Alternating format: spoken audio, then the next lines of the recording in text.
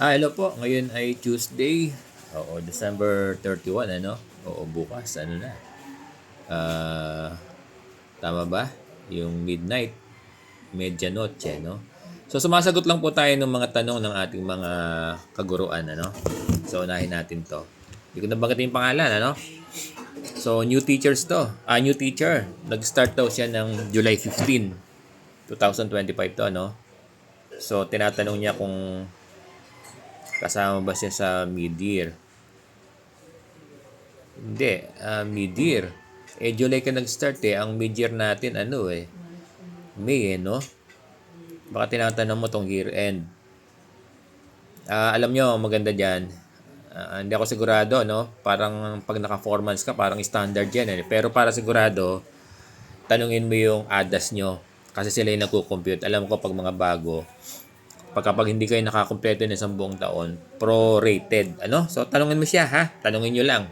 Alam ko pag bago, kasi standard yata yung naka 4 months eh. Pero para sure kayo, tanungin nyo yung mga ADA, sila kasi nagko-compute yan.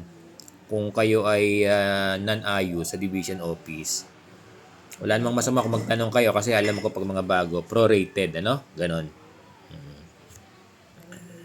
Si Jesus Casas. Ay! Bagay ano naman, Jesus, no? Ano naman tong ano mo? Si Jesus Casas, binabati kita. Napakaswerte nyo dyan sa division nyo dahil sabi mo ay kompleto na yung kompleto na yung 20,000 nila. So, binawas na raw yung tax. So, good news yan. Hello, Sir Jesus Casas, ano? Hindi ko lang alam kung anong school ka, no? Thank you very much sa pag-update mo. Aha.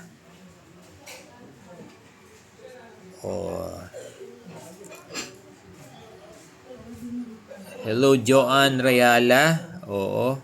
Sige. Kung papasyal ka, sige, ha? Thank you. Aha.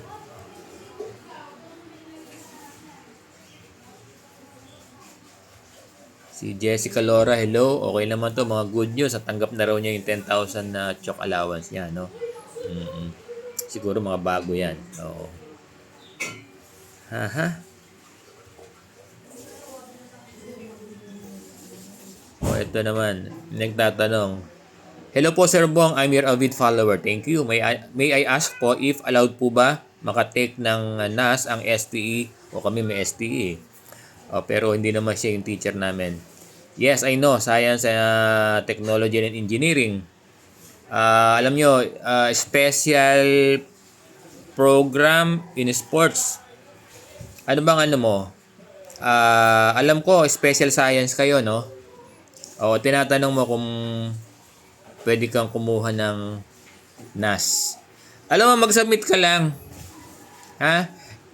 Payo ko dun sa mga NAS taker na gustong kumuha ng exam. Mag-submit lang kayo.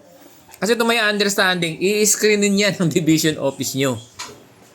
At maglalabas sila ng list ng mga qualified. Kasi yung division nyo lang makaka-decide. Although sinasabi natin, lagi ko sinasabi mga qualification, ano. Pero kung nagtatanong kayo, kung teacher 1 kayo, teacher 2, teacher 3, alam nyo, mag-submit lang kayo kasi ang magde-determine naman yan ay yung division office kasi inorient kami dyan. At maglalabas sila ng qualified. Alam nyo, NAS applicant, hindi lahat kayo ay assured na ma-approve, ha? Kasi ang orientation sa amin, i-screen pa yung papers nyo. Ganun lang yun, ha?